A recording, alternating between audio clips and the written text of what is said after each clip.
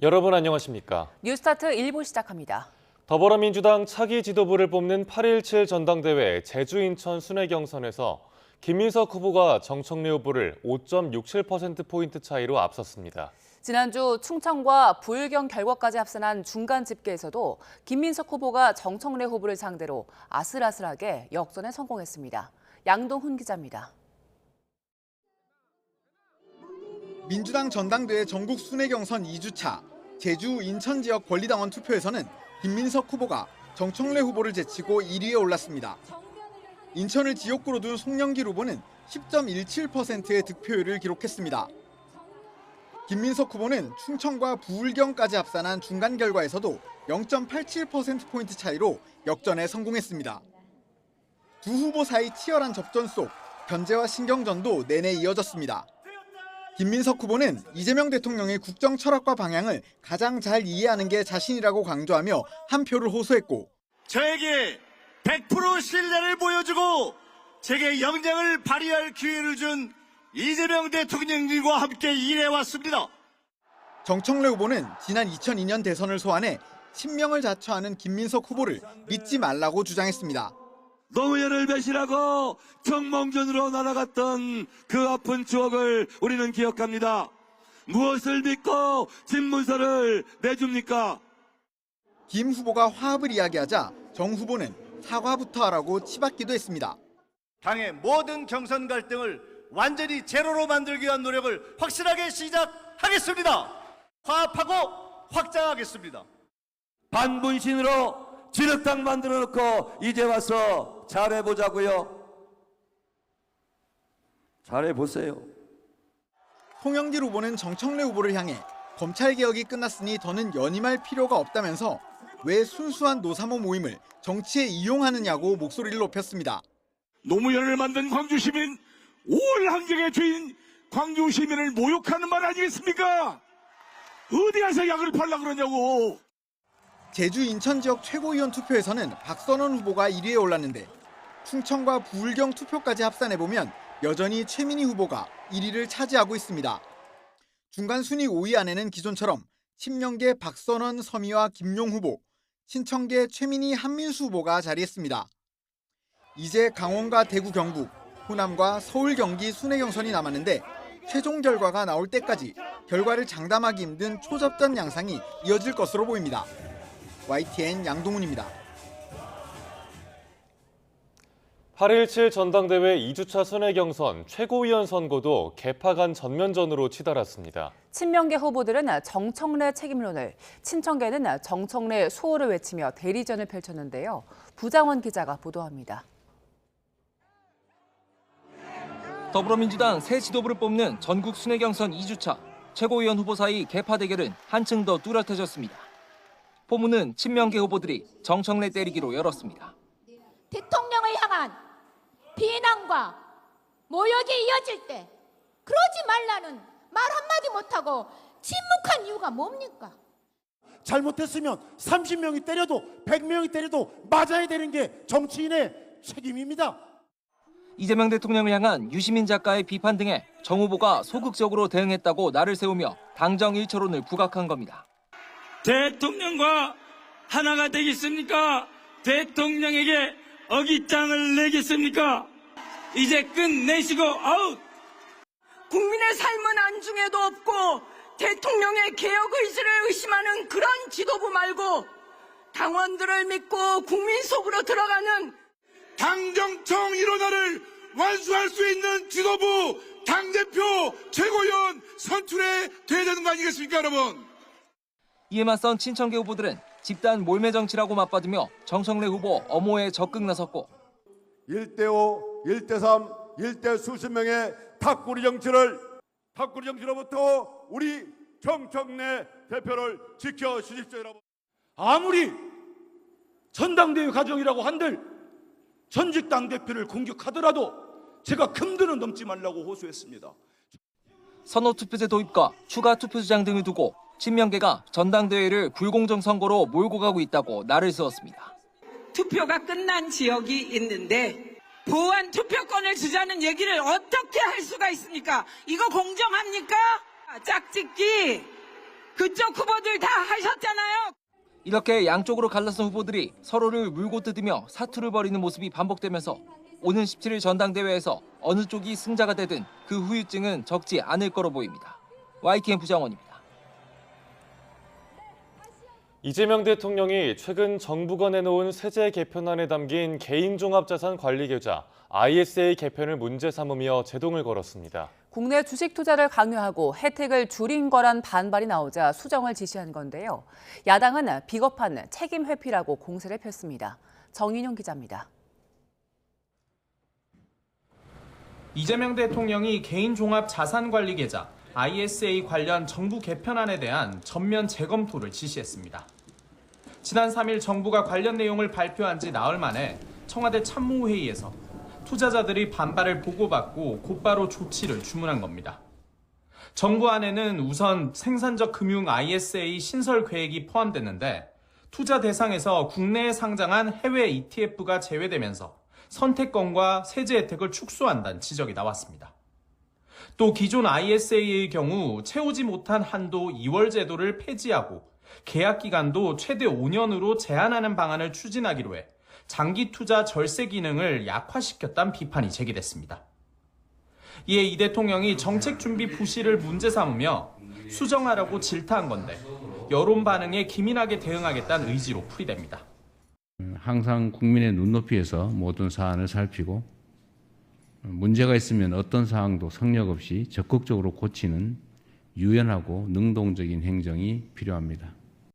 이 대통령은 세제 개편안 질책 다음 날엔 국가 정책 때문에 청년이 결혼을 망설이는 일이 없어야 한다며 대출과 청약, 세제 등 개선 과제를 조사해 보고하라고도 촉구했습니다. ISA 등 정부 세제 개편안에 문제의식을 드러냈던 여당 의원들은 다행이라며 즉각 환영 입장을 밝혔습니다. 하지만 야당은 대통령이 승인한 정책을 정부안으로 발표해놓고 반발이 터지자 질책한다며 비겁한 책임 회피라고 비판했습니다. 또 정책의 파장과 부작용을 제대로 검증하지 않은 거냐고 쏘아붙였습니다. 청년 위한다던 ISA의 혜택과 선택의 폭을 급격히 줄이는 것도 약속 파기인데 청년 세대를 위한다는 정부가 할 짓입니까? 정부는 국민의 의견을 반영해 개선안을 마련하겠다며 서둘러 진화에 나섰는데 관련 논란은 당분간 계속될 걸로 보입니다. YTN 정인용입니다. 정부가 이르면 이번 주 부동산 공급 대책을 발표할 예정인 가운데 물량 확대와 조기 착공을 유도하기 위한 지원책 등을 검토하고 있습니다. 또 수도권 그린벨트 일부를 해제하는 방안도 논의 중인데 유의미한 공급 효과를 위해서는 현실화 여부가 관건이 될 걸로 보입니다. 김태민 기자의 보도입니다. 수도권 아파트 매매가와 전월세가 동반 상승하면서 부동산 공급 대책 발표를 앞둔 정부의 고심도 깊어지고 있습니다. 이재명 대통령 주재로 6시간 동안 열린 2차 부동산 정책점검 회의에서는 공급 확대와 시기 단축을 위한 지원 방안이 집중 논의됐습니다. 수도권 추가 공급 물량은 올해 초 129 대책으로 발표한 6만 가구에 더해 최대 5만 가구 수준인데 이 중 조기 착공이 가능한 물량을 다시 추리고 있는 것으로 전해졌습니다. 강남 핵심 지역에 있는 서울지방조달청 부지와 여의도 LH 부지 등이 유력 후보지로 거론되고 있습니다. 공급 속도가 상대적으로 빠른 비아파트를 늘리기 위한 금융제도 지원 방안도 검토 중입니다. 최대한 주택 공급을 빨리 늘리고 그중에서도 아파트는 시간이 좀 걸리니까 비아파트 주택 공급을 늘리고 또 주택 금융도 좀 애로를 좀 무주택자나 청년 신혼부부들의 애로를 해소해 주는 등. 여기에 더해 강남권 그린벨트 일부를 해제해 신규 택지를 조성하는 방안도 논의 중인 것으로 알려졌습니다. 관건은 현실화 가능성입니다.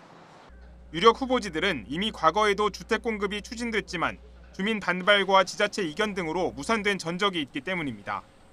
그린벨트 해제 역시 주민 동의와 각종 영향평가 절차 등을 거쳐야 해 단기간 내 주택 공급은 쉽지 않습니다. 시장의 소유자들이 이번 공급 대책은 유효하겠구나, 우리가 믿고 기다려도 되겠구나라는 공감을 하는 게 중요한데 많이 보던 유효부지가 나와서 국민들의 공감을 얻기는 현실적으로 어려울 것 같고요. 수도권 부동산 공급 부족이 장기화한 상황에서 시장이 만족할 만한 공급 수준이 아니라면 오히려 역효과가 우려되는 만큼 정부의 세밀한 정책 설계가 필요해 보입니다. YTN 김태민입니다. 네, 이렇게 정부가 공급 대책 발표를 예고했지만 서울시의 반응은 이미 시큰둥합니다. 공급 방식을 놓고 견해차가 크기 때문인데요. 용산공원 부지에 주택을 짓는 방안을 놓고도 연일 신경전을 벌이고 있습니다. 이하원 기자입니다. 서울 용산공원에 있는 어린이 정원입니다. 미군에서 돌려받은 용산기지 일부로 30만 제곱미터, 축구장 42개를 합친 규모입니다. 그런데 지난달 군사보호구역 규제가 풀리면서 정부가 이곳에 주택 공급을 검토하고 있다는 관측이 나오기 시작했습니다. 서울시는 즉각 반발했습니다. 기후변화로 폭염이 닥치는 상황에서 녹지를 최대한 유지하고 관리해야 한다는 겁니다. 아무리 급해도 종자씨는 먹어치우지 않는다 이런 말도 하잖아요.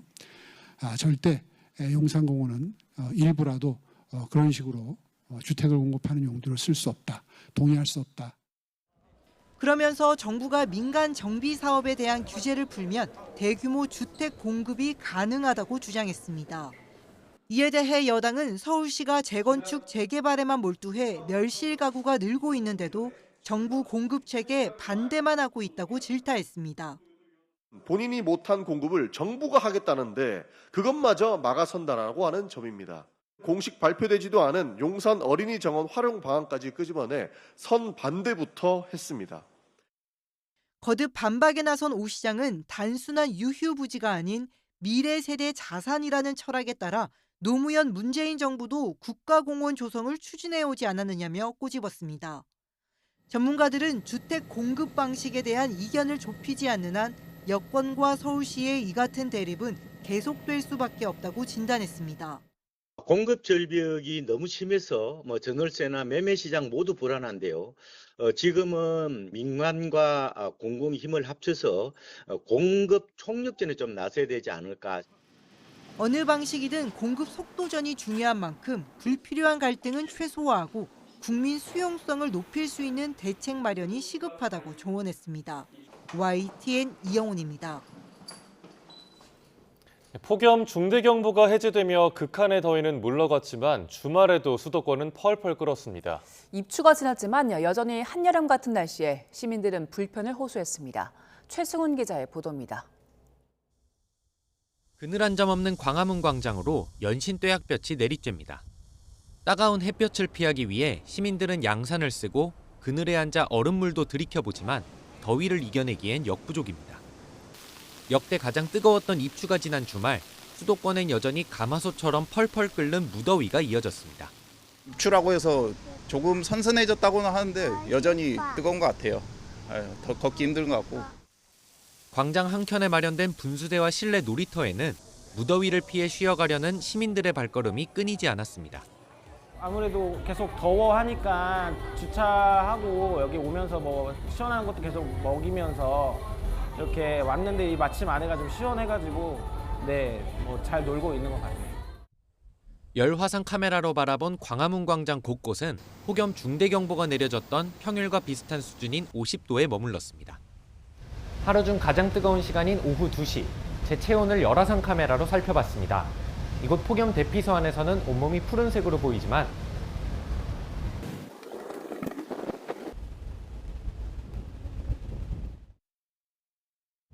바깥으로 나온 지 1분도 안 돼 온몸은 금세 붉게 변했습니다. 청계천 인근을 찾은 시민들 역시 숨이 턱턱 막히는 날씨에 자연스레 물가로 몸을 옮겼습니다. 발만 담그려고 했었는데 입수를 하고 싶어요. 아예 머리까지 풍덩 그냥 한번 들어가 보고 싶습니다. 네. 폭염 중대경보 해제에도 강한 햇볕이 계속되며 서울의 최고 기온은 36.8도까지 올랐습니다. 당분간은 무더위가 지속될 것으로 보이는 가운데 낮에는 무리한 야외 활동이나 외출을 자제해야 합니다. YTN 최승훈입니다. 폭염의 열기가 밤에도 식지 않으면서 전국 곳곳에서 열대야가 이어지고 있습니다. 이 때문에 아침 일찍부터 온열 질환 환자가 발생하고 있는데요. 특히 80세 이상 고령층 비율이 높은 상황입니다. 이문석 기자입니다. 폭염의 기세가 밤에도 무섭습니다. 낮에 섭씨 40도에 육박한 공기가 밤에도 식지 않으면서 서울은 2주 넘게 열대야가 지속했습니다. 또 해가 뜨자마자 공기가 더 뜨겁게 달궈져 숨막히는 더위가 아침 일찍부터 찾아오고 있습니다. 온열 질환 환자 통계를 자세히 보면 저녁이나 밤, 새벽보다 오히려 해가 뜬 직후부터 아침 시간에 환자가 더 많이 발생했습니다. 열대야로 밤에 피로가 누적되면서 아침 일찍 응급실을 찾는 사람이 늘어난 거로 추정됩니다. 보건당국은 한낮을 피해 이른 아침 야외 작업을 하려다가 높은 기온에 온열 질환에 걸릴 수 있는 상황이라며 각별한 주의를 당부했습니다. 최근 폭염과 열대야의 지속으로 오전 시간대에도 온열질환 발생의 위험이 커지고 있어 아침 시간대에도 똑같이 주의가 필요합니다.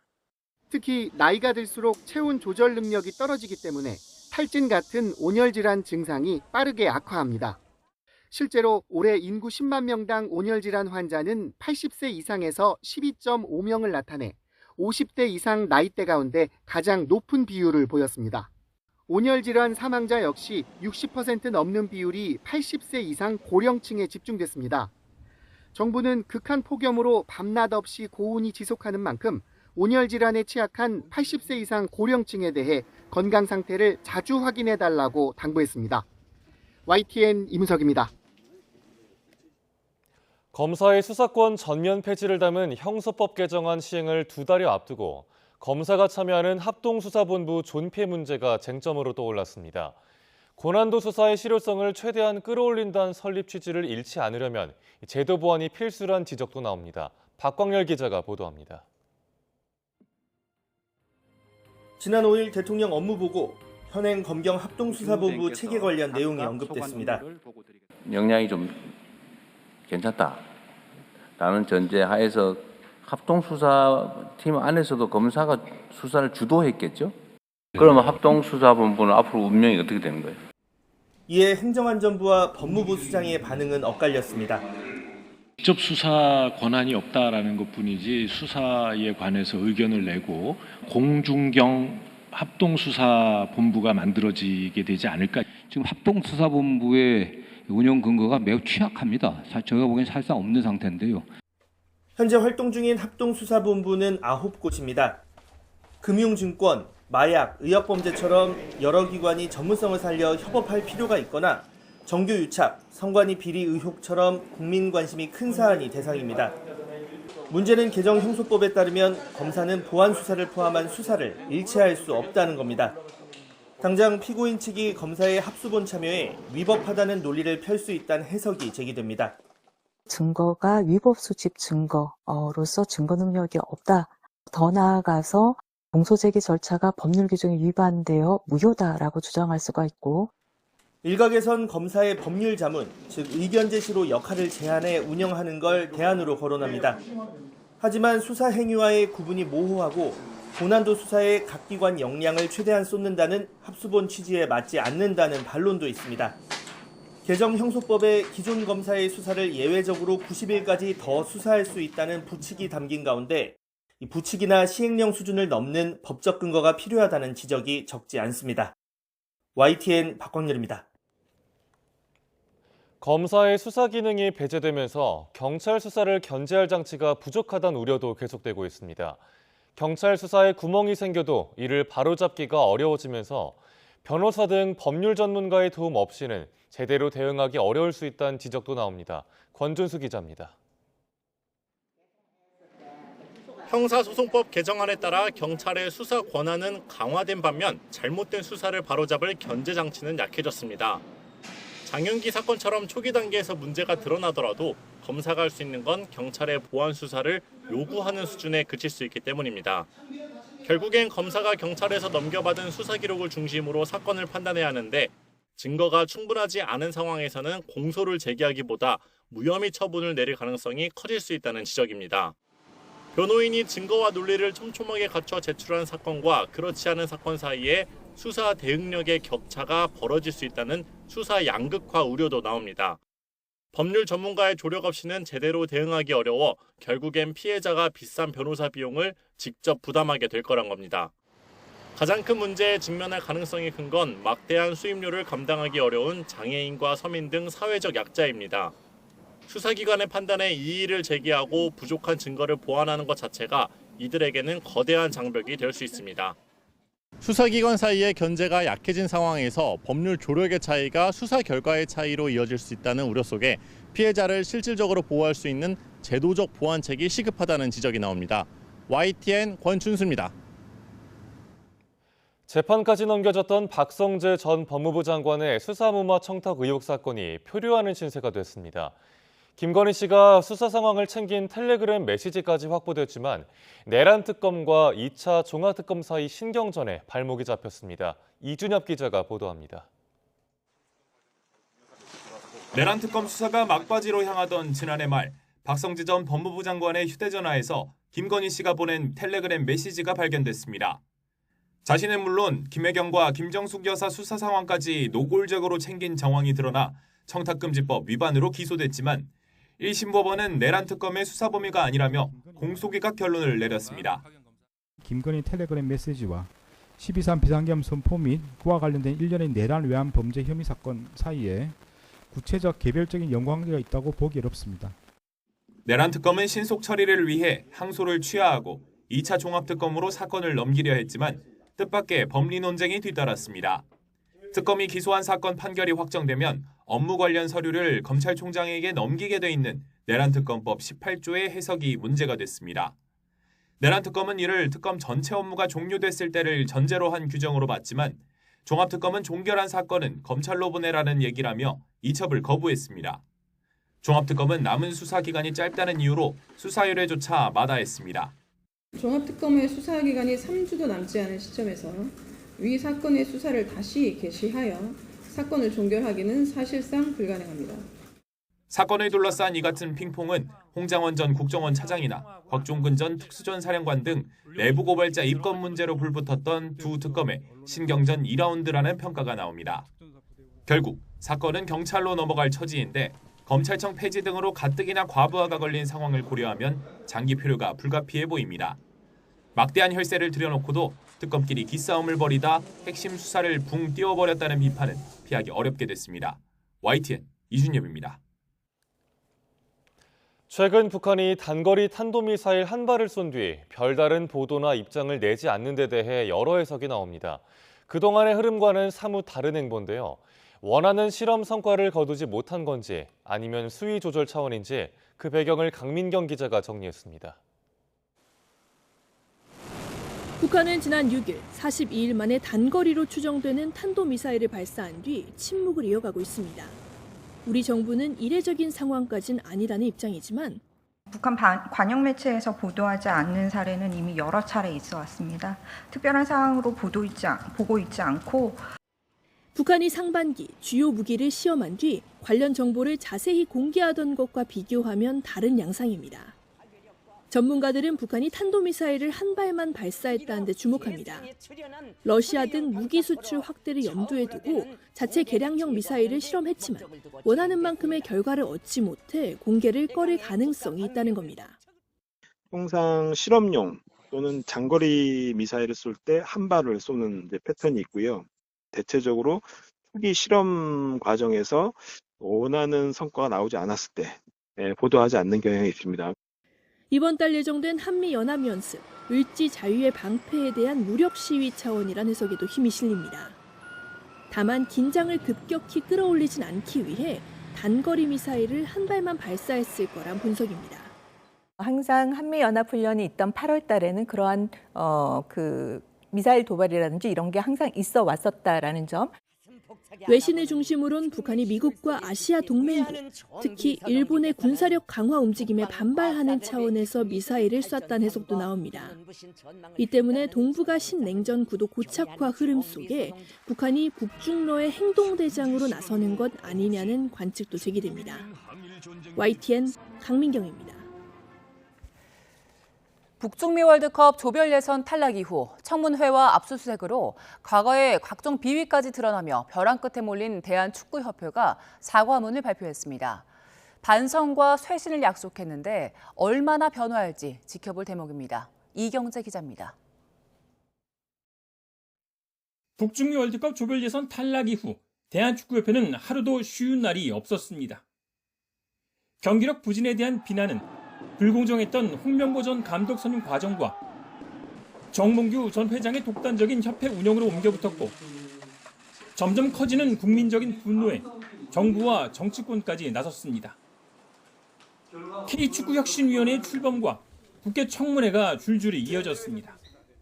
중요한 정확성이나 공정성 이런 거를 전혀 부족하지 않는 선에서 최대한 빠르게 하기 위해서 노력을 하고 있습니다. 제기된 의혹에 대한 점검뿐만 아니라 향후 축구협회가 어떤 방식으로 운영되어야 하고 축구 가버넌스 전반에 대한 지혜를 모색하는 자리가 될 것 같습니다. 후폭풍은 더 거셌습니다. 14, 15년 전 대표팀 경기에서 외국 심판들에 대한 성접대 사실이 뒤늦게 드러났고 협회 임직원의 횡령과 프로축구 시민구단들의 혈세 낭비와 부실 관리도 도마 위에 올랐습니다. 더는 추락할 데가 없을 정도로 국민적인 신뢰를 잃은 대한축구협회가 사과문을 발표했습니다. 축구팬과 축구 관계자 여러분께 드리는 글을 통해서 협회가 본연의 기능을 잃고 참담한 상황에 놓여 있다고 인정했습니다. 과거의 각종 비위에 사과하며 다만 현재는 부적절한 행위나 카드 사용이 발생하지 않고 있다고 주장했습니다. 협회는 전방위적인 외부의 비난과 질타를 전 구성원이 철저한 수의신의 기회를 삼고 강도 높은 노력을 통해 조직 문화를 바꿔가겠다고 약속했습니다. 하지만 경찰의 압수수색까지 마친 마당에 또 어떤 비위가 추가로 드러날지, 축구협회의 반성과 약속이 얼마나 철저하게 지켜질지 국민 대다수는 아직 따가운 시선으로 대한축구협회를 바라보고 있습니다. YTN 이경재입니다. 소나무는 애국가에도 등장하는 우리나라를 상징하는 나무인데요. 요즘 제선충 때문에 몸살을 앓고 있습니다. 기후변화 영향으로 제선충 매개 곤충이 빠르게 퍼지면서 감염목이 4년 전보다 4배 이상 급증한 177만 그루에 달하는 걸로 확인됐습니다. 이윤재 기자가 현장에 다녀왔습니다. 한여름 푸르러야 할 산 곳곳이 누렇거나 잿빛으로 변했습니다. 전염되면 100% 고사하는 제선충병에 걸린 소나무들입니다. 제 뒤로 보이는 것처럼 산 전체에 잿빛으로 변한 소나무들이 가득합니다. 이곳 포항은 제선충병 확산이 가장 심각한 지역 가운데 한 곳인데 감염된 소나무만 30만 그루에 이릅니다. 마을 근처 소나무가 말라 죽으면서 주민들은 고사목이 집을 덮치지 않을까 불안합니다. 소나무 숲에 자라는 송이버섯으로 생계를 잇는 주민들은 생존마저 위협받고 있습니다. 소나무는 한 번 죽으면 다시 송이가 날 수 있는 길은 없습니다. 그렇기 때문에 과거에 비해서 한 20-30%의 수확을 할 수 없었거든요. 5년 전 31만 그루이던 제선충병 감염 소나무는 지난해 149만 그루, 올해는 177만 그루까지 늘었습니다.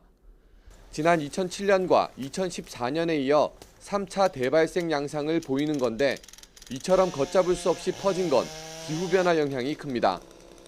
제선충은 솔수염 하늘소, 북방수염 하늘소 같은 매개곤충의 몸에 기생하다 나무에 생긴 상처를 통해 침입해 나무를 말려 죽입니다. 그런데 온난화로 기온이 오르자 매개곤충인 하늘소의 활동 기간과 범위가 확대돼 덩달아 제선충이 빠르게 퍼져나간 겁니다. 기온이 상승하게 되면 먼저 매개충 같은 경우에 이제 변온동물이다 보니까 이제 발육이 빨라질 수가 있습니다. 그래서 성충에 나오는 우화 시기가 빨라지고 그거에 따라서 이제 활동 기간이 길어질 가능성이 있습니다. 신압으로 다가온 기후변화 영향으로 우리나라 산림의 27%를 차지하고 애국가에도 등장하는 소나무의 생존이 심각하게 위협받고 있습니다. YTN 이윤재입니다. 이렇게 소나무 제선충병 대유행이 여러 차례 반복된 건 그동안 대응에 문제가 있었다는 방증이기도 합니다. 이제는 선택과 집중이 새로운 대응 방식으로 떠올랐는데요. 보존 가치가 있는 소나무는 잘 지키되 그렇지 않다면 과감하게 다른 수종으로 바꾸는 방식입니다. 이어서 이명준 기자입니다. 아름드리 소나무가 춤을 추듯 우뚝 솟았습니다. 수백 그루 소나무가 양쪽으로 줄지어 통도사로 가는 길을 안내합니다. 여기 소나무엔 QR코드가 있는 표식이 붙었는데 소나무 제선충병 예방약을 주사한 나무를 구분하는 겁니다. 지난 2021년부터 통도사 일대 소나무 13만 3천여 그루가 접종을 마쳤습니다. 보호 가치가 큰 곳은 확실히 지키자는 판단에서입니다. 중요 소나무림에 대해서 우선적으로 놓고 그 외에 확산 방지를 위한 용도, 또 유입 차단을 위한 용도, 여러 가지 다양한 용도로 나무 수사를 확대하고 있습니다. 중요한 소나무를 지키는 곳도 있지만 수종을 과감히 바꾸는 곳도 있습니다. 소나무가 우뚝 솟아 있었던 경남 밀양시 무안면 야산 한쪽엔 이제 헛개나무가 자랍니다. 화렵수로 바뀐 이면은 병충해 걱정을 한시름 덜 수 있습니다. 처음에는 고사목이 너무 많다 보니까 봉이도 흉했는데 지금 저렇게 하고 나니까 나무를 심고 저렇게 이제 조금 몇 년 있으면 자라면은 이제 더 보기가 좋을 거 아닙니까? 그 주민으로서는 너무 보기 좋습니다. 국민나무 소나무지만 소나무 재선충병뿐만 아니라 산불에도 취약하다 보니 화렵수로 대체하자는 주장은 꾸준히 제기됐습니다.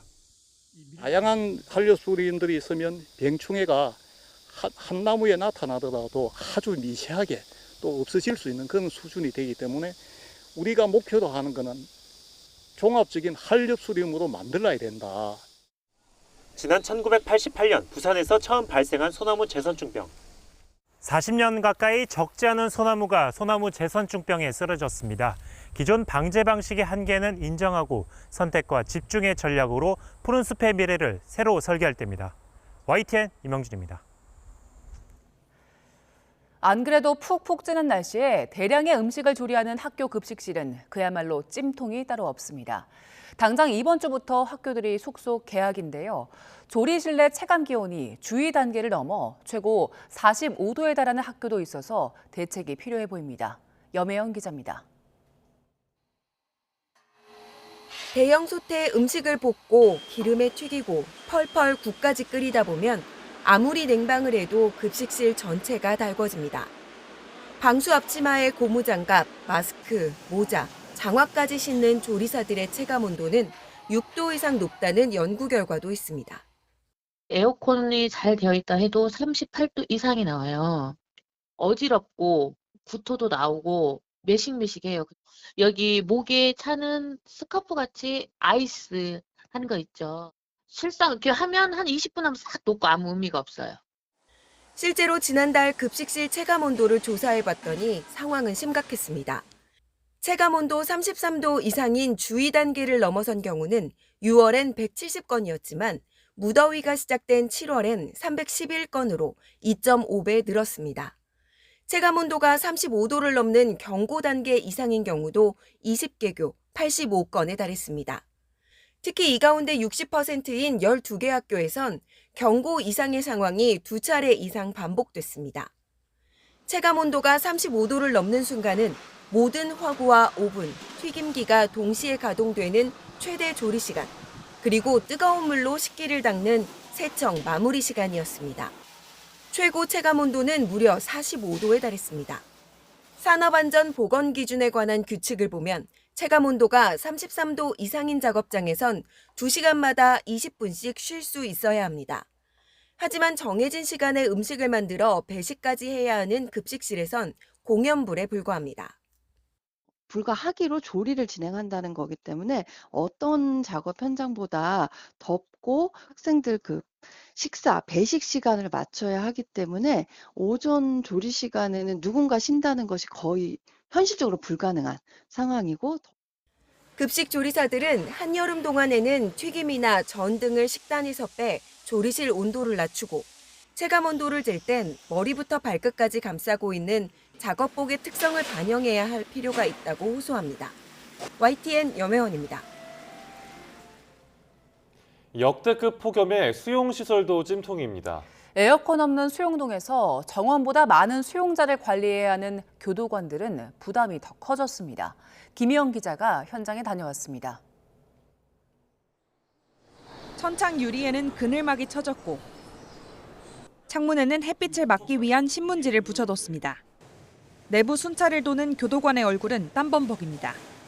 사무실에서 CCTV를 지켜보는 교도관도 덥기는 마찬가지지만 일을 멈출 수는 없습니다. 지금 보고전 써서 내시면 다음날 처리해 줄게요. 오전부터 벌써 33도를 넘어서는 교도소. 폭염이 찾아오는 여름은 어느 때보다 힘겹습니다. 샤워 한 번 더 하고 집에 가면 반팔티 빨려고 보면 소금기가 이렇게 U자형으로 무더위에 조금 예민해지고 짜증이 많아지니까 폭행 사고가 많이 일어나는 편입니다. 대부분 수용동에는 에어컨이 없습니다. 찜통 더위에 수용자들의 불만과 소란은 늘고 그 부담은 고스란히 교도관들에게 돌아옵니다. 통제에 대해서 이제 따르지 않는 경우가 많이 발생을 하게 되었고요. 침을 뱉는다든지 아니면 물리적으로 행사를 하는 경우가 있습니다. 과밀 수용은 교도관들의 부담을 더 키웁니다. 전국 교정기관 수용률은 꾸준히 늘어 이달 초 125.2%에 이르렀습니다. 이곳은 근무실 한 곳에서 3개의 수용동을 담당합니다. 최대 165명의 수용자를 직원 2명이 관리하는 겁니다. 수용자는 느는데 교정 인력은 제자리 걸음 수준이기 때문입니다. 하루 평균 수용 인원은 5년간 21% 넘게 늘어나는 사이 교도관은 고작 3% 남짓 증가했습니다. 수용 정원 초과에 폭염까지 겹친 교정 현장. 교도관들의 무게를 덜어줄 대책이 필요해 보입니다. YTN 김희영입니다. 멸종위기 야생생물 1급인 여우가 최근 소백산 국립공원에 대거 방사됐습니다. 현재 여우는 국내에 100여 마리만 남아있는 걸로 추정되는데요. 여우의 생태계 안착을 위해서는 불법 수렵이나 동물 찾길 사고를 줄이려는 노력이 필요합니다. 김주영 기자가 보도합니다. 뾰족한 주둥이에 굵고 긴 꼬리를 자랑하는 여우가 방사장 안에서 조심스럽게 주변을 살핍니다. 열린 문을 앞에 두고도 한참을 고민하더니 한 발 한 발 숲으로 걸어나갑니다. 함께 살던 다른 녀석들도 눈치를 보더니 한 마리씩 방사장을 떠나갑니다. 멸종위기 야생생물 1급인 여우들이 방사되는 겁니다. 이번에 방사된 여우들은 모두 28마리로 태어난 뒤 1년 정도 시설에 머물다 사냥기술 등 야생 적응 훈련을 마치고 자연으로 돌아가게 됐습니다. 과거 여우는 우리 주변의 흔한 동물이었지만 1970년대 쥐잡기 운동 당시 약을 먹은 쥐를 잡아먹으면서 급격하게 숫자가 줄었습니다. 이에 2012년부터 인공적으로 방사가 이뤄졌는데 현재는 전국에 100여 마리가 살아있는 것으로 추정됩니다. 새로 태어난 여우 새끼가 매년 관찰되고 있어 야생에서 잘 번식되고 있음을 보여줍니다. 다만 동물 찾길 사고나 농약 중독, 덫과 같은 불법 사냥 도구 때문에 여우들은 여전히 생존의 위협을 받고 있습니다. 우리 공단은 지역 주민과 협력을 해서 불법 욕구 수거하고 그리고 설치 근절을 위해서 협력해 나가겠습니다. 전문가들은 야생에 나간 여우를 만났을 때 먹이를 주려 하거나 귀엽다며 너무 다가간다면 공격받을 수 있는 만큼 주의가 필요하다고 당부했습니다. YTN 김주영입니다. 오렌지색 오랑우탄 인형을 들고 다니는 새끼 원숭이 한 번쯤 보신 적 있을 겁니다. 안타까운 사연이 알려지면서 지금은 아이돌 부럽지 않은 스타가 되는데요. 어느덧 첫 번째 생일을 맞았습니다. 도쿄에서 이승배 특파원입니다. 도쿄 근교에 있는 이치카와시 동식물원입니다. 잠잘 때나 놀 때나 어딜 가든 자기 몸보다 더 큰 오랑우탄 인형을 꼭 들고 다닙니다. 일본의 꼬마 원숭이, 이름은 펀치입니다. 그저 애착 인형처럼 보이지만 알고 보면 엄마나 다름없습니다. 펀치를 낳은 어미는 기록적인 폭염 속에서 난사를 겪었고 결국 새끼를 돌볼 수 없었습니다. 다른 원숭이도 곁을 내주지 않으면서 펀치는 주로 혼자였습니다. 이러다 죽겠다 싶어서 사육사가 인형을 손에 쥐어줬습니다. 원숭이 생존의 필수인 붙잡는 법을 훈련하기 위해서였습니다. SNS でパンチ君を見て育児放棄されてでも頑張る姿にすごい心動かされてで今日ちょっと友達と遊ぶきっかけがあったので一緒にパンチ君見に行こうって言って来て 동물원이 이런 안타까운 사연과 사진을 인터넷에 올렸는데 단박에 인기 스타가 됐습니다. 작은 시립 동물원인데도 한 달에 9만 명이 넘게 몰리기도 했습니다.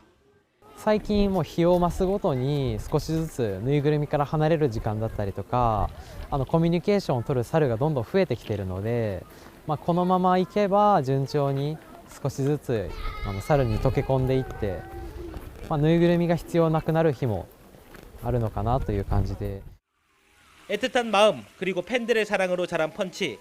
어느덧 태어난 지 1년이 됐습니다. 덩치도 제법 커져서 이제는 어른 느낌이 납니다. 첫 번째 생일을 맞아 전 세계에서 축하 카드가 쇄도했습니다. 어림잡아 2,500장, 응원 메시지는 방 전체를 가득 채웠습니다. いただいたカードをどれも一枚一枚ですね、皆さんのお気持ちとか、思いがですね、非常に込められているカードなので、できるだけ多く、できるだけ長い期間を展示したいというのが園の思い。 도쿄에서 YTN 이승매입니다.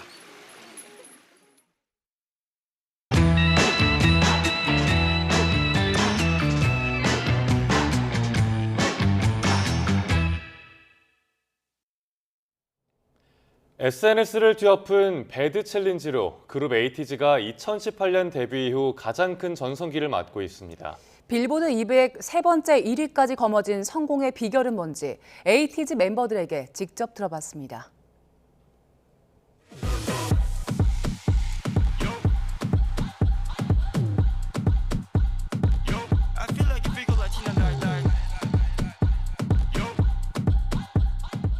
저희는 그 부분이 킬링 포인트라고 확신이 있었고, 네, 무조건 잘 될 수밖에 없다. 앞에 정말 매섭게 몰아치다가 이제 잔잔한 파도가 찾아왔을 때 그게 되게 빛난다고 저는 생각을 하거든요. 그래서 딱 보자마자 이 파트는 뭔가 사람들이 따라하기에도 너무 좋고 그럼에도 임팩트는 정말 확실하게 있고 산이가 그 안무를 센터에서 하고 있다라고 상상을 했을 때가 느낌이 좋아서 멤버들도 다 이거는 이렇게 갔으면 좋겠다.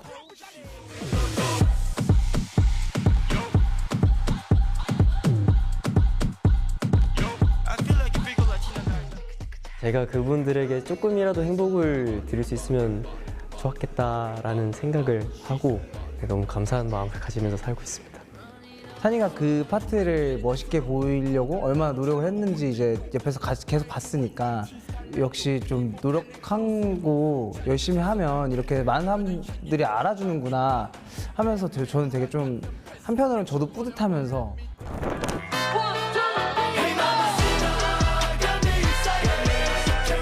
작품이 딱 나오고 나서 1등을 했을 때는 이게 뭐 여러 번 1등을 했다고 해도 그 흥분과 기쁨은 정말 똑같은 것 같아요. 정말 많이 기뻤습니다. 가족 단톡방이 있는데 이제 어머님, 아버지와 형과 형수님이 또 축하한다고 이렇게 캡처를 해서 보내주신 게 좀 뿌듯하기도 하고 감사하기도 했어요.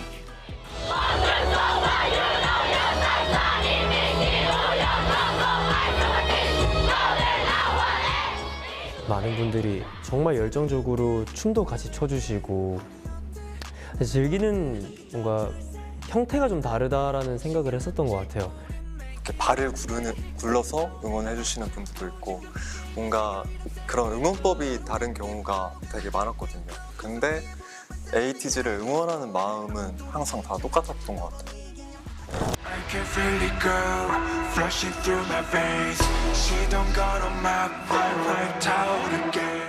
멤버 각각이 가지고 있는 매력들이 뭔가 스토리처럼 뭔가 곡에서 이렇게 뭔가 어떤 때는 연기를 하고 있을 때도 있고 어떤 때는 이렇게 춤을 추고 있을 때도 있는데 그런 게 좀 에이티즈 곡들의 매력인 것 같아요.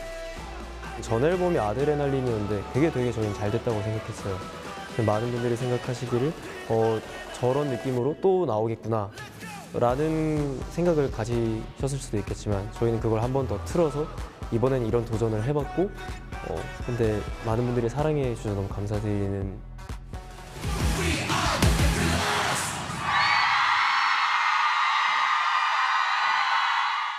초반에는 엔딩 요정이라고 미리 사전에 얘기를 들으면 잘 나와야지 하고 좀 무대를 좀 대충 하게 되더라고요. 이 3분을 혼신을 다해보자 하고 딱 봤는데 막 땀에 다 젖고 메이크업 흘러내리고 머리가 헝클어졌는데 그게 너무 멋있게 저는 보이더라고요. 2분 59초 동안 쏟아붓다가 마지막에 이제 1초를 얼굴을 보여드리는 거잖아요. 그래서 뭔가 다 털어내고 잘생기게 보이고 싶다 라는 생각을 하는 것 같아요. 마지막으로 추워지는 날씨에 감기 조심하시고요. 잠시만요. 저희 곧 다시 만날 거죠? 네, 다시 만나야죠. 그럼 지금까지 에이티즈였습니다. 둘, 셋, 에이티즈!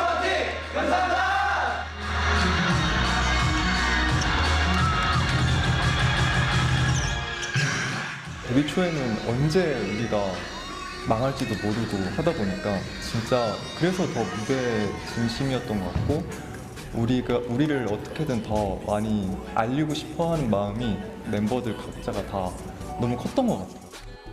재능이 좀 많이 부족하다라고 생각하고 데뷔를 했어요. 실제로 데뷔를 하고 나서 저희가 뭔가 바로 이렇게 주목받지 못하는 이유에 대해서 우리는 냉정하게 재능은 조금 떨어지는 것 같다.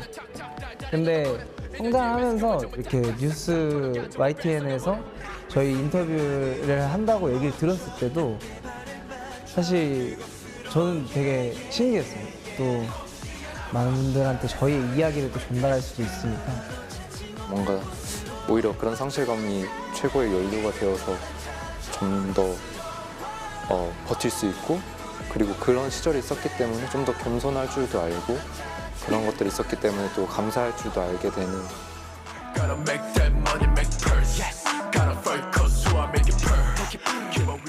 이런 질문을 받으면 뭐 운이 좋았습니다 이렇게 사실 겸손하게 얘기하는 게 되게 좀 멋있다고 생각을 하거든요. 이 순간만큼은 꼭 그렇게 말하고 싶었어요. 저는 99%의 노력이 1%의 재능을 압도할 수 있다고요. 저는 요즘에 그런 말에 되게 좋아해요. 그 기회는 준비되는 사람한테 찾아온다라는 얘기 있잖아요. 사이가 말한 것처럼 99%를 했기 때문에, 저는 100% 이상을 했기 때문에 지금 그 운도 보일 수 있다라고 생각을 해서.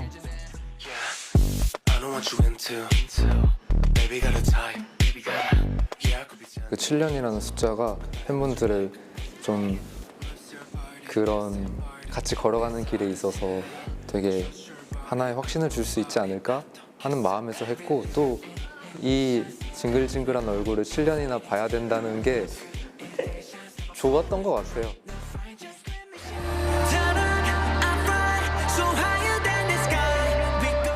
산이가 막 북부대공, 남부대공 이렇게 얘기하는데 굉장히 귀여운 거 좋아하고, 맞아요. 포켓몬 카드 모으고.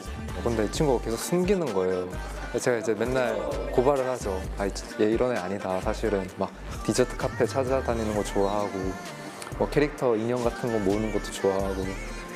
세상에 비밀은 없는 게 제가 이렇게 꽁꽁 감춰서 해도 이렇게 얘기를 해주고, 또 팬분들은 또 기가 막히게 또 바로 아시고, 그리고 데뷔 초 때는 당연히 저희가 다 이렇게 내외하고 팬분들이랑도 내외하고 하는데, 저희가 이제 8년 차 이제 9년을 바라보고 있는 시점에서는 팬분들도 저희에 대한 걸 다 아세요. 그래서 좀 인간적으로도 많이 가까워졌다라는 생각이 요즘 많이 들어요.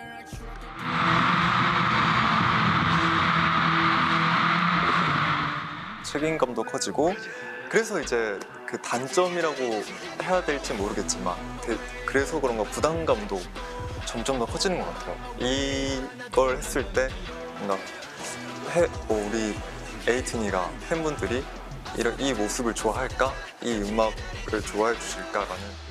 요즘에는 선배님들이 예쁘게 닦아놓으신 덕분에 저희가 좀 쉽게 갔다라는 장점이 좀 있는 것 같고, 또 반면에 후배분들에게도 저희가 또 닦아놓은 길이 분명히 있을 테니까 그게 또 도움이 될 거라고 생각을 해요.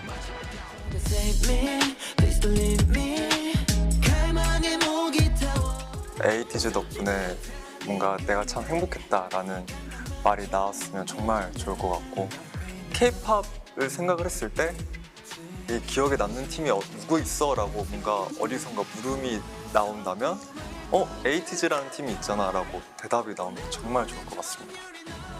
어느 순간이 되면 전에 보여줬던 이미지들 중에 또 많은 대중분들, 팬분들이 그리워하는 이미지들을 보여주는 날도 올 거고, 그런 모든 것들이 새로움과 도전이니까 끊임없이 변화하고 끊임없이 도전했던 그런 아티스트로 기억이 남았으면 좋겠어요.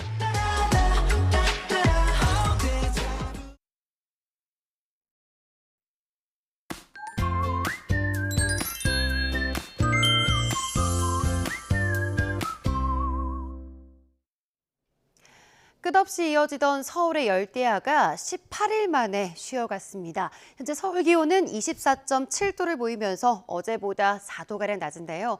하지만 더위가 완전히 물러난 건 아닙니다. 낮에는 다시 35도 안팎의 무더위가 나타나니까요. 건강관리 잘 해주셔야겠습니다. 서울은 열대야가 주춤했지만 여전히 대부분 지역의 밤사이 기온이 25도를 웃돌고 있습니다. 현재 대전의 기온은 26.4도, 대구는 25.8도를 보이고 있는데요. 낮에는 서울과 대전, 광주는 34도까지 오르는 등 여전히 무덥겠습니다. 반면 동풍의 영향을 받는 동해안 지역은 폭염보다 폭우에 대비하셔야겠는데요. 지금 동해안에는 산발적인 비가 내리고 있지만 오전까지 시간당 20에서 30mm의 호우가 쏟아질 수 있겠고요. 내일 오전까지 강원 동해안과 산간, 경북 북동부에는 최고 80mm 이상의 비가 더 내리겠습니다. 오늘 내륙에도 오후 한때 요란한 소나기가 지나는 곳이 있겠습니다.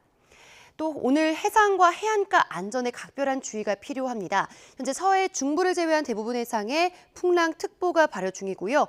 동해안과 남해안, 제주도 해안으로는 너울성 파도까지 높게 일겠습니다. 당분간 폭염특보 수준의 더위는 계속될 전망입니다. 날씨였습니다. 뉴스타트 1부 마칩니다. 잠시 후 2부가 이어집니다. 시청해주신 여러분 고맙습니다.